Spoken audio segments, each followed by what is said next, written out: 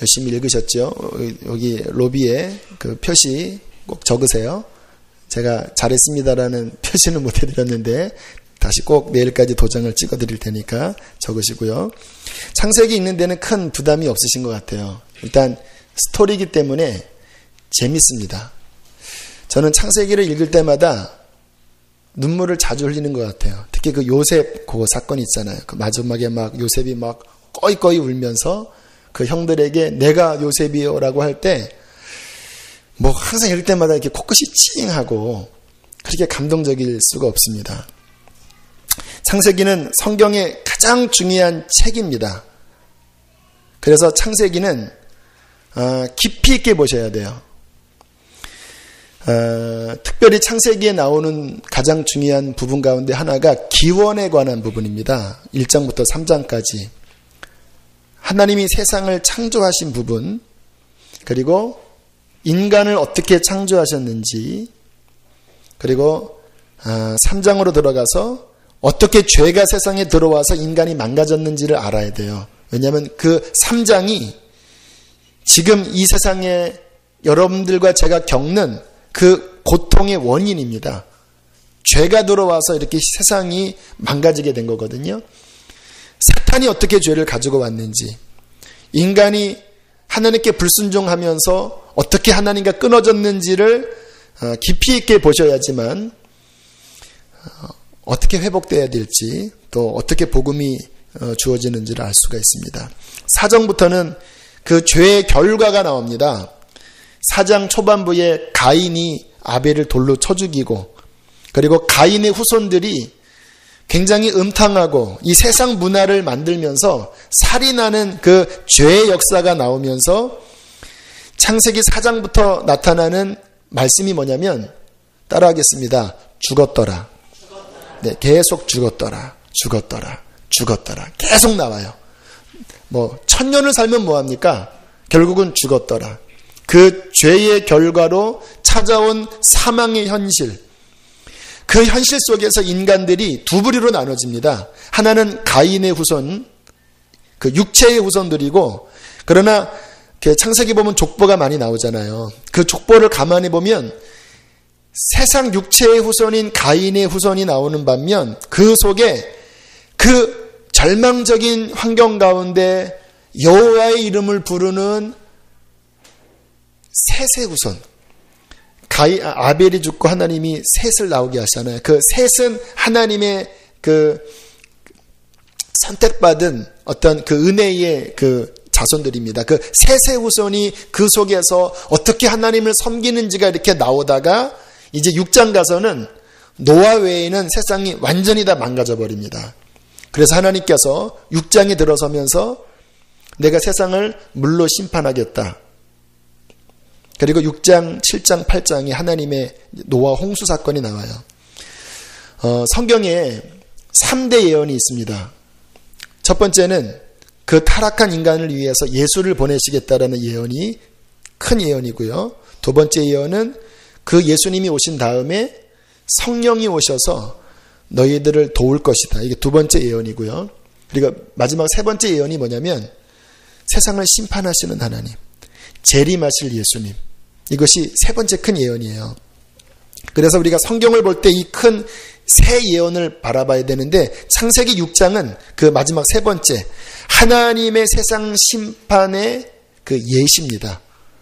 물로 심판했듯이 때가 되면 하나님께서 불로서 심판하시는 마지막 때가 온다. 그거를 6장, 7장, 8장에 보여주고 계십니다. 특별히 6장에 나오는 그 하나님의 심판 사건을 가만히 보면요, 우리가 얻을 수 있는 교훈이, 왜 하나님이 세상을 심판하신지 아십니까? 그들이 육체가 되었다라고 말씀하세요. 그 말은 뭐냐면 우리 인간은요, 그 지은 존재의 특성이 영적인 존재로 지어졌습니다.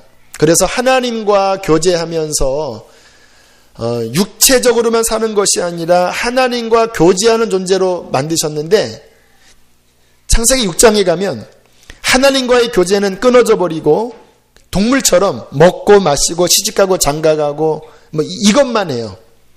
그 모습을 보시고 하나님께서 한탄하시면서 결국은 물로서 세상을 심판하시고 또 그 가운데 완전히 멸하지 않고, 왜냐하면 하나님의 계획은 예수님을 보내서 세상을 건지셔야 되는 게 하나님의 계획이니까 6장에서 한번 싹 멸하시지만 노아의 가족과 그 세상의 생물들의 그 씨앗들만 남겨두신 다음에 하나님이 다시 시작하십니다. 다시 시작해도 역시 마찬가지예요. 죄는 어쩔 수가 없습니다. 그런데 그 세 자손 셈과 함과 야벳 가운데 함 쪽이 또 타락한 후손들이고요. 셈의 후손 가운데서 하나님께서 가문을 붙드시는 게 바로 아브라함의 가문입니다. 그래서 창세기 11장까지는 쭉 전 세계적인 그 족보로 쭉 나가다가 11장 끝부터 갑자기 확 집중이 돼서 데라 이야기가 나오고 그 아브라함의 그 가문의 족보가 나오다가 12장에 들어가서 갑자기 전 세계로 퍼졌던 하나님의 말씀이 갑자기 신기하게 한 사람에게 딱 집중하면서 아브라함에게 집중을 하게 돼요. 왜 그러실까요?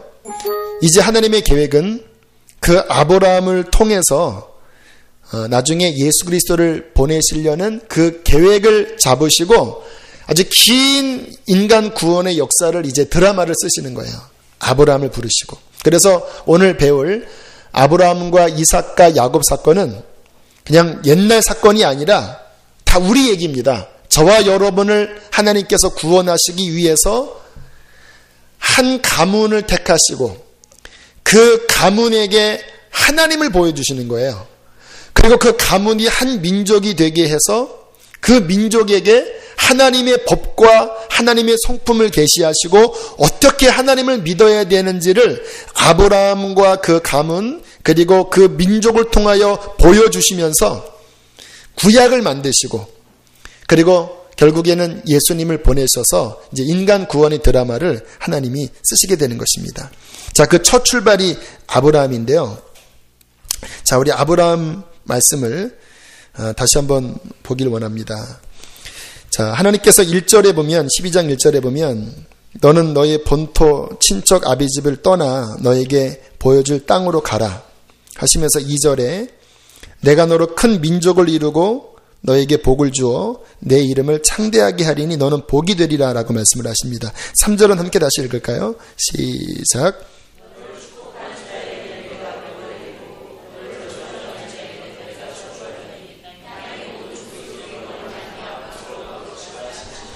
자, 가만히 보면요. 아브라함 개인에게 복을 주시는 것 같지만 그 끝에 보면 결국 그 아브라함 때문에 누가 복을 얻는 거예요? 땅의 모든 족속. 이 누굴까요? 우리입니다, 우리. 네가 내 명령을 따라오면, 내게 순종해서 오면 너 때문에 다시 잃어버렸던 땅의 모든 족속, 여기에 강비용도 들어있고 여러분의 이름이 들어있는 거야. 좀 그 느낌으로 성경을 읽으면 굉장히 이 말씀이 은혜가 됩니다. 다시 한번 읽어보실 텐데, 강대형이 자기 이름을 넣어서 너로 말미암아 복을 얻을 것이라고 거기 끝에만 강대형이, 여러분 강명이라면 안 되고요. 여러분의 이름을 넣어서 하겠습니다. 시작. 너로 말미암아 복을 얻을 것이라 하신지라. 아브라함아, 네가 나를 잘 따라오면 너 때문에 여기 있는 이 사람들이 구원을 얻을 것이다.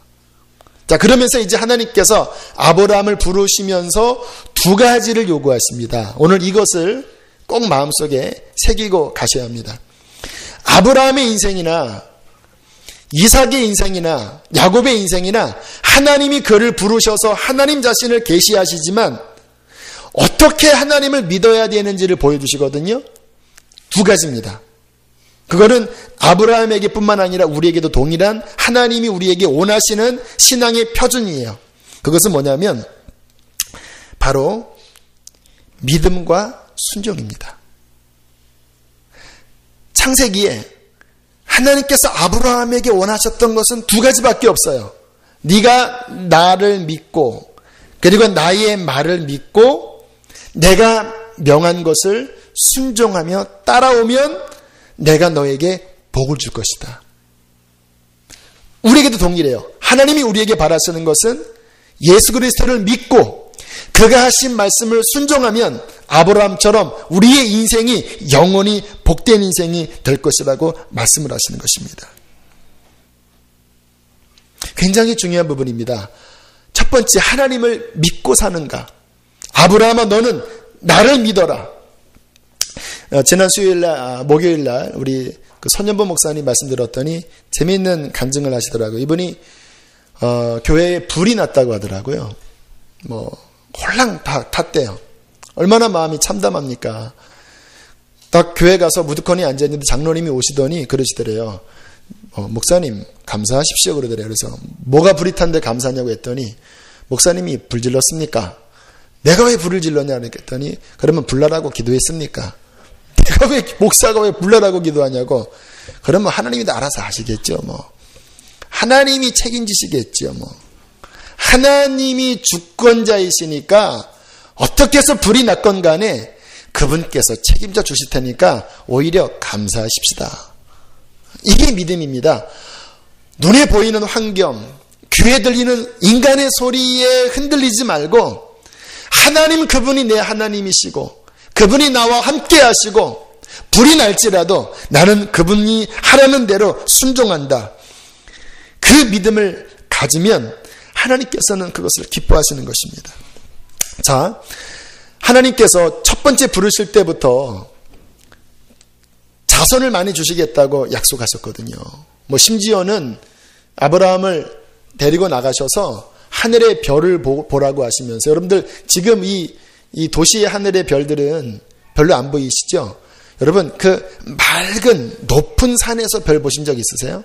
여기 연세가 많이 드셨으니까 옛날 그 별 기억나시죠? 제가 6년 전에 중국의 청해성을 갔는데요. 거기는 해발 3,000m입니다. 여기 같이 간 우리 분도 계신데 그 청해성에서 하늘에서 별을 보니까요. 진짜 하늘이 하얘. 별이 이렇게 총총이 있는 게 아니라 그냥 진짜 은하수입니다. 은하수. 이 아브라함 당시에 하늘이 그런 하늘 아니었겠습니까? 저렇게 내가 너희 후손을 많게 하겠고 모래처럼 많게 하겠다. 그렇게 말씀을 해놓고 하나님이 안 주시는 거예요.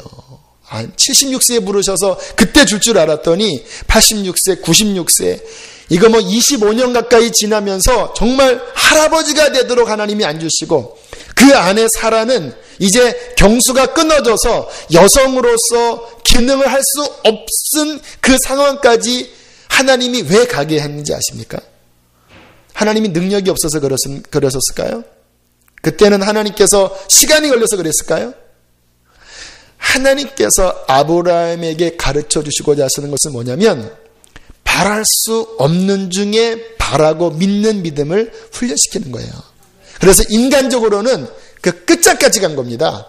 그래야지 인간의 어떤 기술과 인간의 어떤 가능성으로 하나님이 일이 일어나는 것이 아니라 오직 의인은 믿음으로 말미암아 살리라.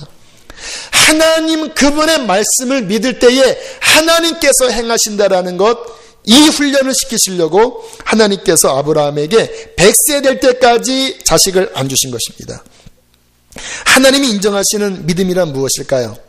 인간의 절망, 인간의 한계 끝에 가서 안 되는구나 라고 하는 그 끝까지 갔을 때에 오직 하나님이 하신 말씀만을 붙잡고 그래도 나는 하나님을 믿겠습니다. 이 고백이 진정한 믿음이에요. 선임원 목사님 또 이야기를 하시더라고요. 불이 다 탄 다음에 이제 또 HBM으로 큰 교회를 지으면서 원래 건축학상으로는 지붕 먼저 만들면 안 되지만 목사님이 또 고집을 피워서 지붕 먼저 이렇게 만들었대요. 근데 지붕을 만들자마자 태풍 매미가 와서 지붕이 다 날아갔대요.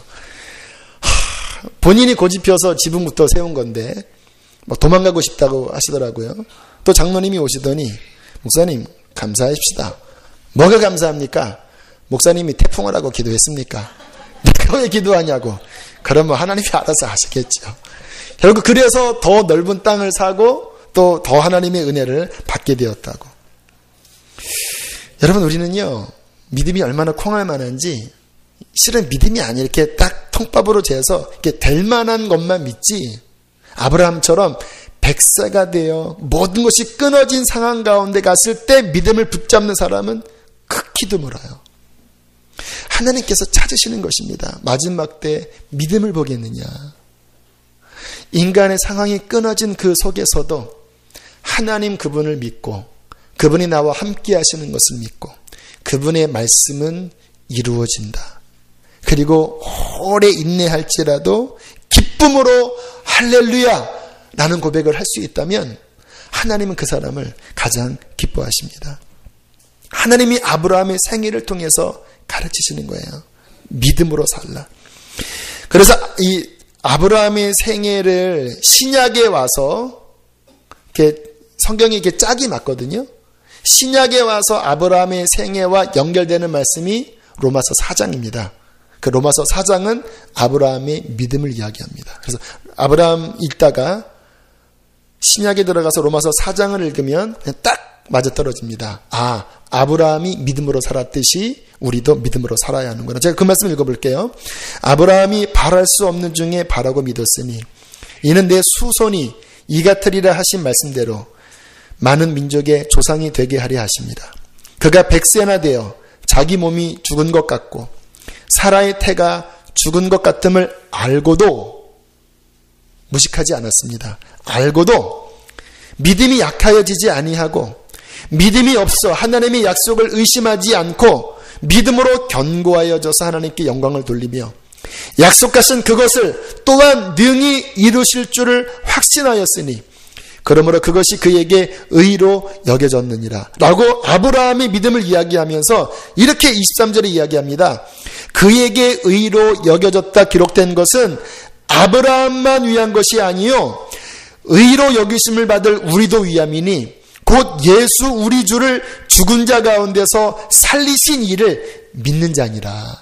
그 아브라함의 믿음이 연결되어져서 우리에게 온 것이 뭐냐면 아브라함이 바랄 수 없는 중에 바라고 믿었듯이 우리도 죽은 자를 살리시는 그 하나님, 예수 그리스도를 죽은 자 가운데서 살리신 그 하나님을 믿는 같은 믿음을 가질 때 아브라함을 의로 여기셨던 것처럼 저와 여러분도 의로 여기시고 우리의 삶을 아브라함에게 벌써 주셨던 복을 우리에게도 주신다고 말씀하시는 것입니다. 이게 아브라함에게서 우리에게 주시는 교훈이에요. 예수님은 내 구주시고 예수님은 나와 함께 계시고 예수님이 말씀하신 것은 반드시 된다. 이 믿음 하나 붙잡고 우리 세상을 승리합시다. 모든 어려움도 승리합시다. 자, 두 번째 하나님이 아브라함의 삶에 요구하셨던 것이 믿음과 뭐라고요? 순종. 순종은 뭐냐면 정말 하나님을 믿고 그의 말씀을 믿는다면 그냥 가만히 앉아서 믿습니다라고 끝나는 것이 아니라 그분이 하시는 말씀을 쫓아서 내 삶을 움직여 나갈 때 하나님의 축복이 그 삶에 함께한다는 것입니다. 오늘 창세기 12장도 가만히 보면요. 너의 본토 친척 아비 집을 떠나 지시할 땅으로 가라 했을 때 4절 한번 읽어보실까요? 4절 읽겠습니다. 시작. 이에 아브라함이 여호와의 말씀을 따라갔고 롯도 그와 함께 갔으며 아브라함이 하란을 떠날 때에 75세였더라. 여호와의 말씀을 따라갔고 하나님이 하신 말씀에 순종하여 갔다라는 것입니다. 그리고 아브라함이 인생 내내 주님의 말씀을 순종하냐 또 순종하지 않느냐 이 두 사이에 이제 이렇게 갈등 구조가 아브라함의 인생에 쭉 나와요. 하나님께 순종했을 때는 좀 풀렸다가 좀 순종이 안 되면은 꼬이고 하는 게 이제 아브라함의 인생에 반복되거든요. 성경에 아브라함의 순종하지 않는 부분이 한 3부분 나옵니다. 뭘 것 같아요? 여기 보면 롯이 함께 갔는데 말씀 순종일까요? 순종 아닐까요? 본토 친척 다 떠나라고 그랬습니다. 근데 아브라함에게 롯은 아들과 같았다고 그래요. 이 당시 분위기가. 왜냐하면 롯의 부모가 일찍 죽었기 때문에 자식처럼 롯을 키웠기 때문에 데려갔어요. 그랬더니 나중에 어떻게 하죠? 서로 다투는 일이 벌어지죠. 그래서 이렇게 갈라지잖아요. 또 하나 아브라함이 대표적으로 순종하는 게 뭐였죠? 자식 늦게 난다고, 네, 그렇죠? 하갈 이렇게 와서 이스마엘을 난. 결국 이것이 육체의 자손이 되어서 결국 아브라함에게 있어서는 장자입니다. 어떻게 보면. 근데 나중에 그를 어떻게 해야 돼요? 내보내야 됐습니다. 굉장히 마음이 아팠을 거예요. 우리 생각에 그냥 이삭이 아들같이 생각하지만 자식 없던 아브라함에게 그래도 첫 아들입니다. 근데 결국은 말씀에 나온 아이가 아니라, 약속으로 나온 아이가 아니라 인간적인 육체를 쫓아난 아이기 때문에 한 13대쯤 됐을 때 하나님이 끊으라고 하시잖아요. 물론 내가 그도 복을 주겠다. 그러나 하나님의 이 영적인 유업에 있어서 섞이는 것은 안 된다. 끊어라. 아픔이 있죠. 또 하나 세 번째 불순종은 불순종인지 아닌지 아리까리한 불순종입니다. 그것은 자기 아내 사라한테 오빠라고 해. 자, 오빠 하면서, 뭐 얼마나 예뻤는지 뭐 할머니가 그렇게 예뻤나 봐요. 그래서 가는 데마다 오빠라고 막 또 동생아 하다가 좀 어려움을 겪었는데, 근데 이게 왜 헷갈리냐면요. 실제적으로 오빠긴 오빠입니다. 이복 동생 그런 관계이기 때문에 항상 이게 헷갈린 부분 있었지만 그것 때문에 또 내내 어려움을 겪지요. 하지만 결국은 하나님께서 돌고 돌아서 아브라함에게 끝에 가서 얻어내셨던 최후의 순종이 뭔지 아시겠죠? 너의 독자 이삭을 내가 지시할 산에 가서 내게 번제로 바쳐라. 하나님이 굉장히 참 얄궂은 분 같아요. 주신다고 그러는 언제고, 또 그 아들로 말미암아 천하만민 복을 주겠다고 한 자는 언제인데 또 그 아들을 바치라고 하시니. 그런데 그 아브라함 마지막 인생에 뭐 아무 군소리 없이 그 아들을 바치려고 하는 그 찰나까지 간 다음에 하나님께서 뭐라고 말씀하십니까? 22장 12절에 내가 이제야 네가 하나님을 경외하는 줄을 아노라. 물론 그 전에 아브라함이 계속 하나님의 인정 속에 있었습니다. 그런데 자신보다 더 귀중한 그 아들을 하나님의 말씀에 따라 번제로 바치는 그 순간까지 갔을 때에 이제야 네가 나를 경외하는 진짜 나의 복을 받을, 너의 후손으로 말미암아 천하만민이 복을 받을 그 수준으로 너는 이제 가도 된다라고 그 테스트에 합격점을 주십니다. 그래서 이 말씀이 신약과 연결되는 것이 야고보서입니다. 아브라함이 그냥 마음의 믿음으로서만 의롭다함을 받은 게 아니라 독자 이삭을 바치는 그 믿음의 행함, 순종까지 있을 때의 믿음이 완성됐다라고 말씀하잖아요. 믿음과 순종. 그리고 22장 17절에 하나님이 이렇게 말씀하십니다. 내가 내게, 그러니까 12장 1절에 약속한 것과 그 이삭을 바치는 순종할 때 하신 말씀이 조금 다릅니다. 한번 들어보세요. 내가 내게 큰 복을 주고 내 씨가 크게 변성하여 하늘의 별과 같고 바닷가의 모래와 같게 하리니 내 씨가 그 대적의 성문을 차지하리라. 또 내 씨로 말미암아 천하만민이 복을 받으리니 이는 내가 나의 말을 준행하였음이라 하셨다 하니라. 뭐가 다른지 아세요? 아들 이삭 바치는 그 순종까지 갔을 때는 지금 12장에 나오지 않는 무슨 단어가 나옵니까? 내 씨. 씨들이 아닙니다. 씨입니다. 이 씨가 누군지 아세요? 예수 그리스도 이야기하는 거예요. 갈라디아서 정확하게 이야기합니다. 내 씨는 예수님 이야기하는 거예요.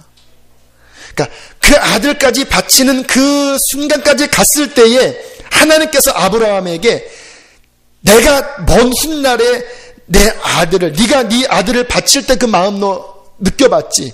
네 사랑하는 독자를 그 바쳤을 때 그 마음 알지? 실은 네 아들을 달라는 게 아니라 내 아들을, 네가 사랑하는 그 아들 그 마음보다 더 애틋한 나의 아들을 먼 훗날에 내가 이 땅에 보내서 나는 인류를 구원할 거야. 네 그 순종을 내가 보고 너의 후손을 통하여 그 메시아가 나오게 할 거야. 그 김영희 선교사님이 이 말씀을 그렇게 풀더라고요.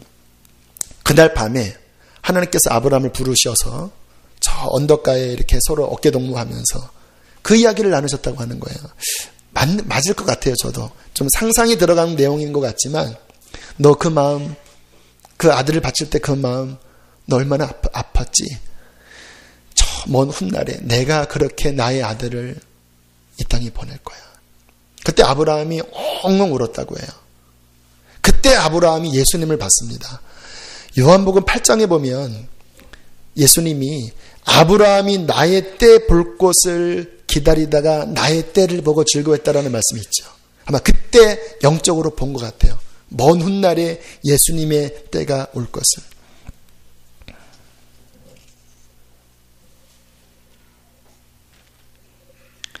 우리의 삶도 하나님께서 동일하게 두 가지를 요구하십니다.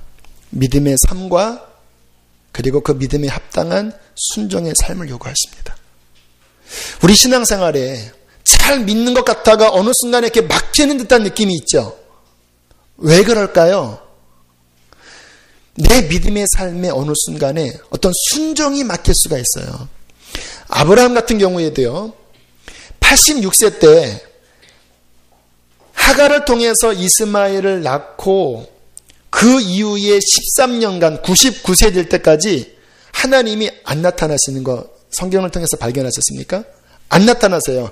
그 전에는 계속 하나님이 수시로 나타나셔서 말씀하셨거든요. 근데 불순종하는 어느 순간부터 13년간 나타나지 않다가 86세부터 99세까지 나타나지 않다가 99세에 다시 나타나셔서 하시는 말씀이 너는 내 앞에 행하여 완전하라. 완전하라. 똑바로 살아라 이렇게 말씀하십니다. 그리고 내년에 내가 너한테 약속한 그 진짜 약속의 아들을 줄 것이다. 그리고 99세 때부터 다시 하나님과 관계가 풀려나가요.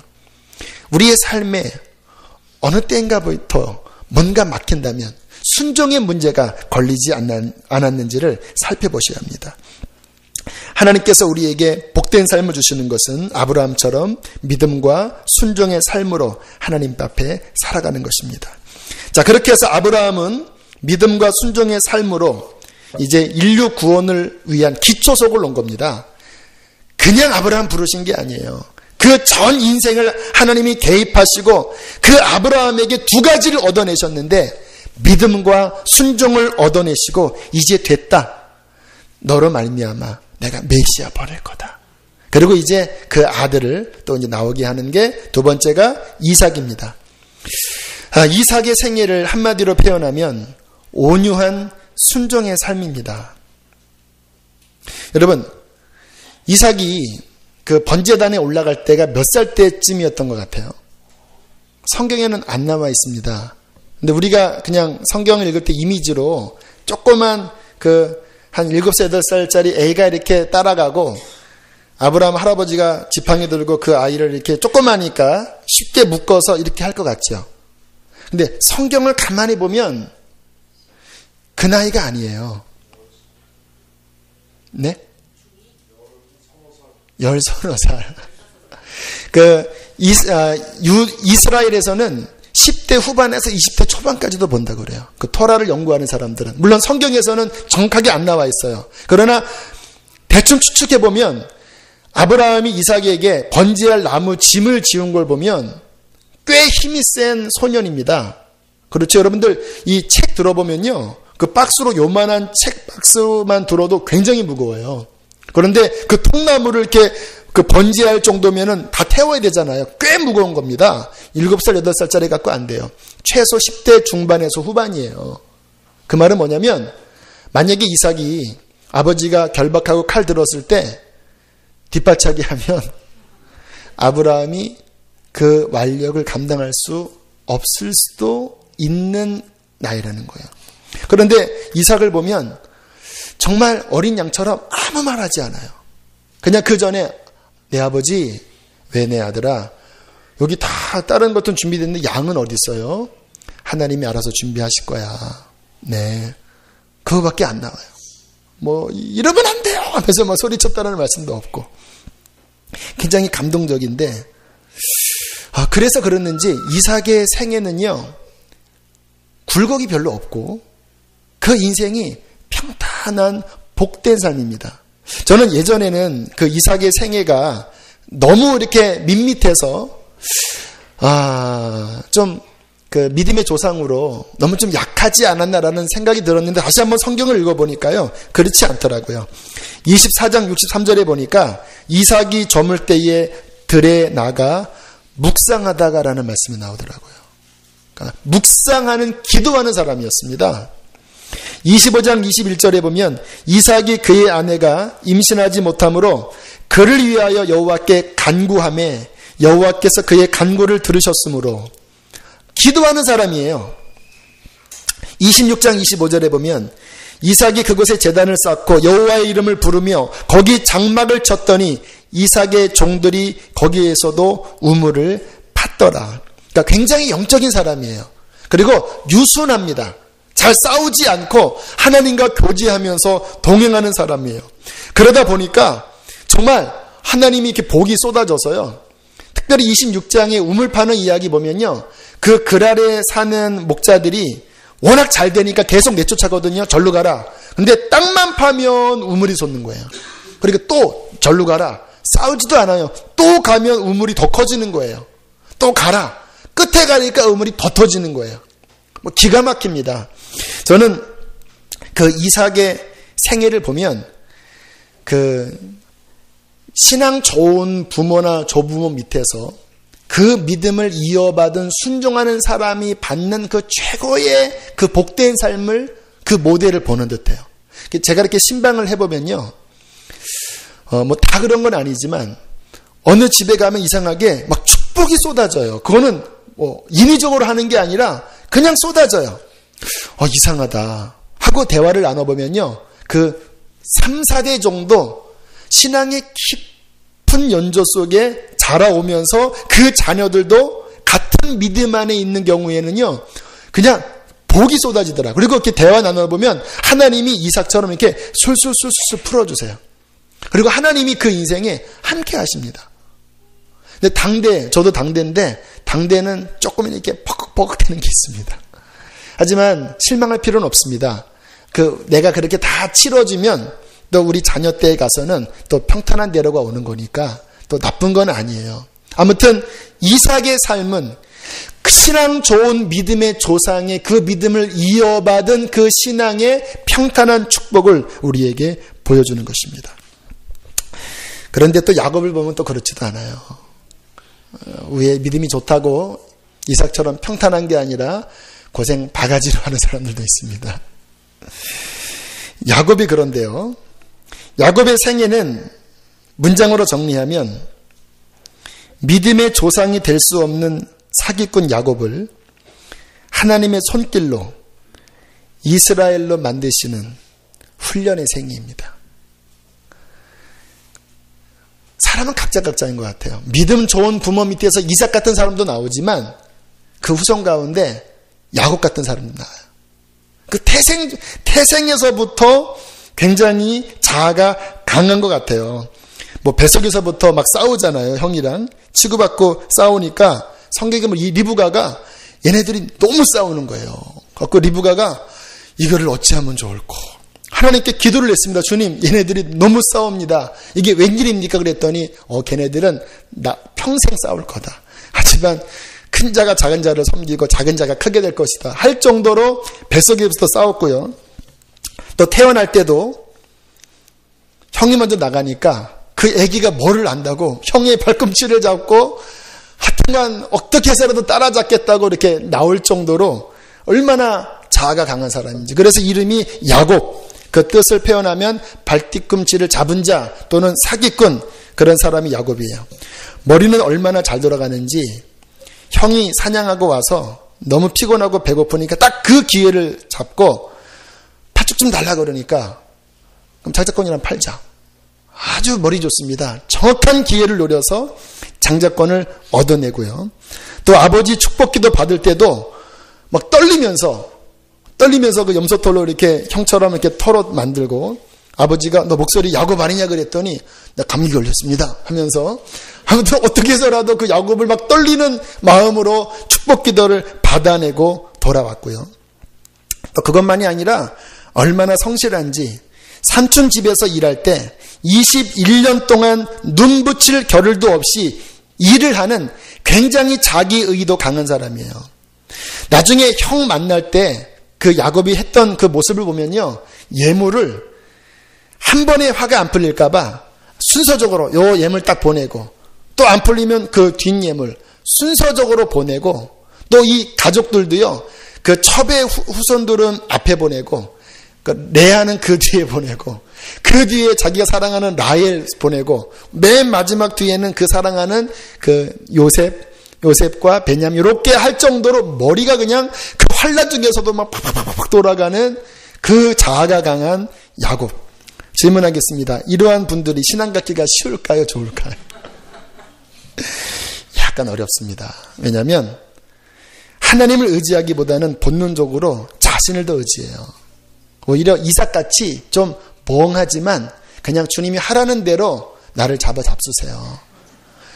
막 우물을 막 파서 그 아래 있는 목자들이 막 나가라 그러면은 이삭은 알겠습니다 하고 가지만, 야곱은 막 재판 걸고 하면서 본인의 온갖 모략으로 아무튼 그 우물을 지켜내려고 하는 사람이 야곱이에요.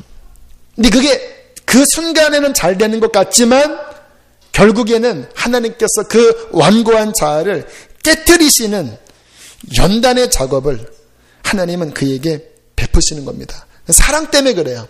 그냥 내버려두면 자기 중심으로 살까봐 하나님께서는 연단 가운데 그 인생을 깨트리십니다. 그래서 야곱이 어떻게 연단당했습니까? 형과 틀어진 다음에 찾아간 삼촌 라반. 지난번에 말씀드렸죠. 야곱이 사기 2단이면 라반은 사기 한 9단은 됩니다. 9단은 돼요. 굉장히 물질에 밝은 사람이, 성경 가만히 보면 말씀이 재밌습니다. 과거를 거슬러 올라가서 그 리브가의 오빠잖아요. 근데 그 아브라함의 종이 재물을 잔뜩 들고 그 리브가를 이제 며느리로 삼기 위해서 그렇게 왔을 때 그 종이 금은 패물을 들고 이렇게 찾아올 때 성경을 가만히 읽어보면 라반이 그 종의 금과 은가락지를 보고 이렇게 나와요. 그러니까 벌써 눈이, 이게 뭐를 보느냐가 뭐를 좋아하는 건데, 딱 벌써 오 하면서 태도가 바뀌면서, 오 여호와께 복받은 종이요 들어오소서 하면서 아주 이렇게 사바사바 하다가 결국은 그 종이 가면서 라반한테도 이렇게 좀 찔러주고 가거든요. 그러니까 굉장히 야곱보다 더 이 사리사욕에 빠른 사람 밑에 들어가서 두들겨 맞는 거예요. 21년 동안 아내까지 사기 맞으면서 그렇게 고생을 하고, 그래도 풀리지 않으니까 야복강가에서 천사와 씨름하다가 하나님께서 한돛뼈를 쳐서 굴복시키시고, 그때 깨트리시잖아요. 그 깨진 모습으로 형 에서를 만날 때, 원래는 에서가 야곱을 끌어안아주기 위해서 온 것이 아니라 400명을 데리고 온 것은요, 죽이려고 온 겁니다. 400명 데리고 막 씩씩거리면서 왔거든요. 그런데 야곱이 밤새 천사와 씨름하면서 와장창창 깨졌습니다. 결국에는 막 다리까지 절면서 온몸은 지륵투성이로 저 멀리서 쩔뚝쩔뚝하면서 걸어온 걸 보니까 그 모습을 보고 에서가 마음이 녹아져 버린 거예요.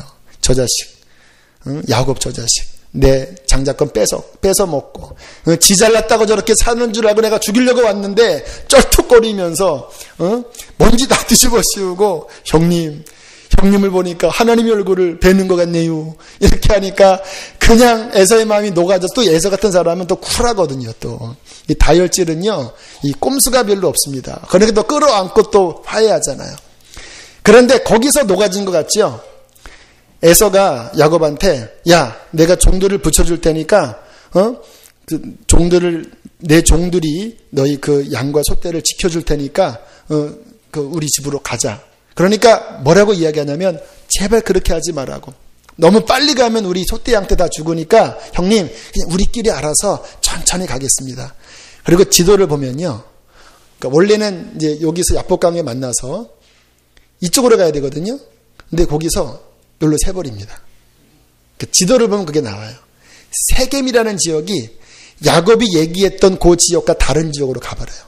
그러니까 일단 풀린 다음에 또 상황이 안정되니까 깨졌던 죽었던 자아가 다시 일어나서 또 자기 중심으로 또 머리 쓰면서 살다가 무슨 일 당한지 아세요? 디나의 강간 사건을 만납니다. 그리고 그 아들들이 그 지역에 있는 남자들을 죽이니까 큰일 나게 됐잖아요. 그때 하나님이 나타나셔서 내가 만났던, 네가 그때 서운했잖아. 베델에서 돌단을 쌓고 하나님이 무사히 돌아오게 하시면 여기서 네가 내게 예배하겠다고 했잖아. 베델로 다시 올라가라. 그때 또 정신을 차리고 또 베델로 가서 하나님을 예배하면서 그 인생이 환난과 고난이 많지만 점점 그 자아가 죽고 변화되는 삶으로 야곱이 만드는 게 아니라 하나님이 그를 믿음의 조상 이스라엘로 만들어가는 과정이에요. 그래도 아직 덜 됐는지 또 그 사랑하는 요셉이 또 잡혀가서 그 고생 겪으면서 결국 마지막에 야곱이 이제 모든 것이 다 회복이 되고 그 당시 최고 권력가인 바로왕 앞에 갔을 때 재밌는 말씀이 나옵니다. 바로가 이렇게 야곱을 보니까 주름살이 너무 많은 거예요. 그래서 성경에 내 연세가 몇이냐 라고 질문합니다. 왜냐면 너무 늙었거든요. 그 요셉에 비해서 너무 할아버지거든요. 그랬더니 이렇게 이야기를 합니다. 내 나이 130인데 조상에 비하면 많이 산 것은 아니지만 내가 험악한 세월을 보냈나이다. 나 고생 많이 했습니다. 그리고는 바로 왕에게 축복을 해주고 나옵니다. 저는 야곱의 인생을 보면서 좀 의아한 부분이 있었습니다. 아브라함에게 원래 이름이 아브라함이잖아요. 하나님께서 이름을 바꿔주십니다. 이제는 아브라함이라고 하지 말고 아브라함, 열국의 압이라고 하라. 그 다음에 하나님은 다시는 아브라함이라고 부른 적이 없어요. 항상 그 다음에는 아브라함이라고 부릅니다. 그런데 야곱이 야복강가에서 이제 네 이름을 야곱이라 하지 말고 이스라엘이라 하거든요. 근데 그 다음 보면 이스라엘이라고도 나왔다가 야곱으로 나왔다가 야곱으로 나왔다 계속 이렇게 반복이 돼요. 이게 왜 그럴까? 가만히 연구를 해보니까 정확하진 않지만 대충 비슷한 이 공집합이 나오는데 꼭 그런 건 아닌데 자꾸 보니까 보이는 게 뭐냐면 야곱이 자아를 십자가에 못 박고 그 당시에 십자가가 없었죠. 아무튼 자아를 내려놓고 정말 하나님을 믿는 사람으로 됐을 때는 이스라엘이라고 많이 나오고요. 여전히 자기 중심으로 막 괴로워하고 할 때는 야곱으로 나오는 부분이 많아요. 예를 들어서 이제 요셉이 애굽에서 총리가 되고 그리고 이제 하나의 어떤 작전을 피면서 그 베냐민을 데려와라. 그래야지 내가 풀어주겠다고 그랬을 때 처음에는 야곱이 절대 못 보낸다거든요. 그런데 성경에 보면 제가 몇 장인지 지금 찾아봐야 되는데 어느 장에 가면 이제 마음을 비우고 내 자식 이름은 이르리라 라고 하면서 믿음으로 베냐민, 그 사랑하고 애착했던 베냐민을 하나님께 맡기고 보내는 장면이 나오거든요. 그때 이스라엘로 바뀝니다. 그때 이스라엘로. 그러니까 가만히 보면 정말 자신을 내려놓고 하나님을 믿는 그 믿음이 됐을 때 이스라엘이 되는 거예요. 그러나 여전히 야곱과 이스라엘의 이름은 계속해서 반복적으로 나오는데 하나님이 자신의 이름을 아브라함의 하나님, 이삭의 하나님, 이스라엘의 하나님이라고 하지 않고 아브라함의 하나님, 이삭의 하나님, 야곱의 하나님이라고 본인의 칭호를 그렇게 만드시잖아요. 제 생각에는 하나님이 물론 이스라엘이라는 이름을 주셨지만 야곱이라는 이름을 좋아하시는 것 같아요. 그래서 자꾸 반복해 나오는 것 같아요. 왜냐? 우리가 야곱이거든요. 우리가 아브라함 같은 사람이 아니에요, 실은. 그런 믿음을 추구하지만 저와 여러분은 여전히 깨질 것이 남아있는, 여전히 하나님의 다름 속에 그렇게 고통 중에 연단을 당하고 어려움을 겪지만 그러나 하나님의 은혜로 점점 이스라엘로 변화되어져서 주 앞에 서는 자들이 바로 저와 여러분들입니다. 만약에 저와 여러분을 아브라함 같은 믿음, 그 자신을 결박해도 묵묵히 어린 양처럼 내어 맡긴 이삭과 같은 사람 정도만 구원하셨다면 천하 만민이 복을 받지 못했을 거예요. 그러나 저처럼, 여러분처럼 여전히 자기를 내려놓지 못하고 여전히 욕심이 있고 그 속에서 하나님의 아픈 다루심을 겪지만 그러나 그럼에도 불구하고 하나님을 사랑하고 그분을 붙잡았을 때 그분은 야곱 같은 우리를 이스라엘로 변화시켜 주고 계십니다. 그래서 우리 하나님은 아브라함의 하나님, 이삭의 하나님, 야곱의 하나님, 강대영의 하나님이십니다. 한번 자신의 이름을 넣어볼까요? 하나님의 아브라함의 하나님, 이삭의 하나님, 야곱의 하나님, 마지막 자기는 한 번 더 아브라함부터 시작. 아브라함의 하나님, 할렐루야. 하나님이 야곱의 인생을 길게 다루시면서 그 은혜로, 그 하나님의 사랑과 인내로 저와 여러분들을 지금도 그렇게 만들어 가고 계십니다. 아브라함과 이삭, 야곱의 생애를 가만히 보면요, 다 천차만별이에요. 연단도 겪고 아픔도 겪고 실패도 겪어요. 그런데 그 인생이 복된 이유가 딱 한 군데에 나오더라고요. 뭐냐면 하나님이 그와 함께 하신 인생이었습니다. 아브라함도 그와 함께 하셔서 그를 믿음과 순종의 사람으로 만드셨고, 이삭도 그와 함께 하셔서 그 인생을 아브라함처럼 복되게 하셨고, 야곱도 내가 너와 함께 있어 네가 어디로 가든지 너를 지키며 너를 다시 이곳으로 돌아오게 할지니 내가 내게 허락한 것을 이루기까지 너를 떠나지 않겠다. 너와 함께 하겠다. 요셉이 형의 그 모함으로 애굽의 보디발에게 잡혀가고, 또 거기서 보디발의 아내의 또 유혹으로 또 감옥에 들어갔을 때 요셉에게 하나님이 하셨던 말씀, 하나님의 은혜가 요셉과 함께 하셨다고 말씀하세요. 그게 가장 큰 복입니다. 그 은혜가 아브라함과 이삭과 야곱과 요셉을 만드시는 거예요. 우리 삶에 가장 귀한 것은요, 잘 되는 게 아닙니다. 제가 가끔 이 자리에 앉아서 제 마음에 오늘은 예배 몇 명이나 왔을까? 라는 생각을 갖다가 하나님 아닙니다. 이 자리에 주님 한 분 함께 하시면 저는 그것으로 만족합니다. 그리고 찬양을 드려요. 이곳에 혹시 나 혼자 있다 할지라도, 아무도 없다 할지라도 하나님 함께 하시면, 하나님이 기뻐하시면, 하나님이 받으시면 주님 저는 그것으로 만족하겠습니다. 그러면 그것이 가장 제 마음이 평강이고 안정이 돼요. 사람이 많아도 하나님이 떠난 교회, 뭐가 인간적으로 잘 돼도 하나님이 떠난 인생은요, 실패한 인생입니다. 그러나 하나님이 함께한 인생, 아브라함, 이삭, 야곱, 요셉, 비록 울퉁불퉁하고 자아가 강하고 문제가 많을지라도 그 하나님의 은혜가, 함께 하시는 은혜가 그를 세워주실 것입니다.